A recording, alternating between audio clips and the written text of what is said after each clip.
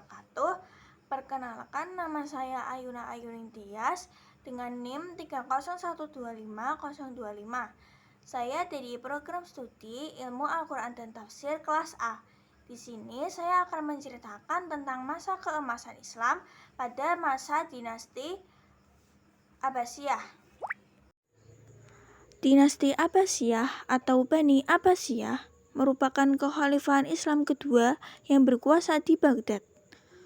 Pada masa pemerintahan dinasti Abbasiyah berlangsung dari tahun 750 Masehi sampai 1258 Masehi. Peradaban Islam mencapai puncak kejayaan yang dikenal sebagai masa keemasan. Kekhalifahan dinasti Abbasiyah berdiri setelah terjadi perebutan kekuasaan dinasti Umayyah. Pada masa kekhalifahan tersebut, Islam mengalami perkembangan yang sangat pesat, salah satunya di bidang ilmu pengetahuan. Pada bidang ilmu pengetahuan, terjadi proses penerjemahan kitab ataupun buku-buku yang berasal dari bahasa Yunani dan Persia ke dalam bahasa Arab. Selama masa dinasti Abbasiyah, terjadi pergantian beberapa pemimpin. Pada fase pertama, pemimpin yang berkuasa diantaranya adalah Khalifah Abu Ja'far al-Mansur, Khalifah Harun al-Rasyid, dan Khalifah Abdullah al-Ma'mun.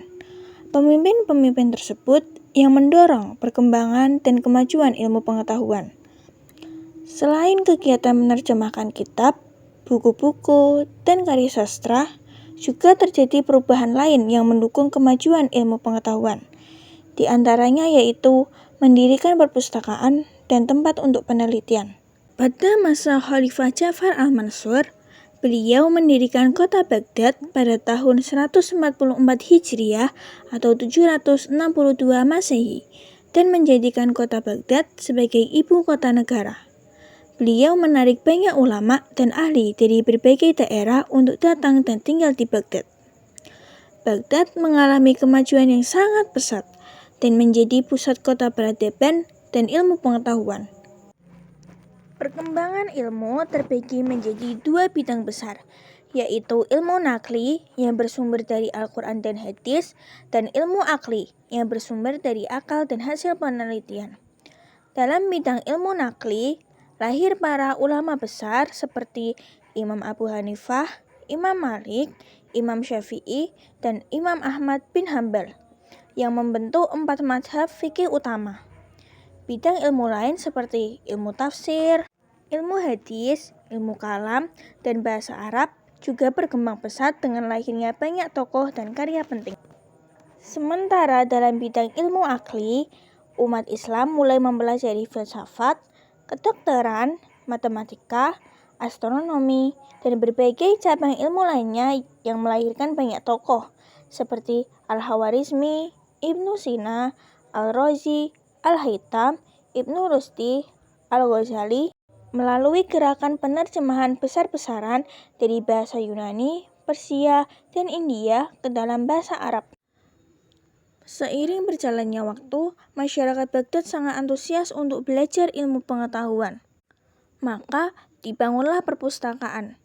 Pada masa dinasti Abbasiyah, perpustakaan merupakan sebuah universitas karena selain terdapat kitab-kitab, di perpustakaan tersebut orang dapat membaca, menulis, dan berdiskusi. Perkembangan lembaga pendidikan pada masa itu mencerminkan terjadinya perkembangan dan kemajuan ilmu pengetahuan. Masa keemasan dinasti Abbasiyah tidak hanya dalam ilmu pengetahuan saja, namun juga dalam bidang ekonomi, politik, dan kebudayaan. Pada masa itu, Baghdad menjadi pusat peradaban dunia dan tempat bertemunya para pedagang dari Asia, Afrika, dan Eropa.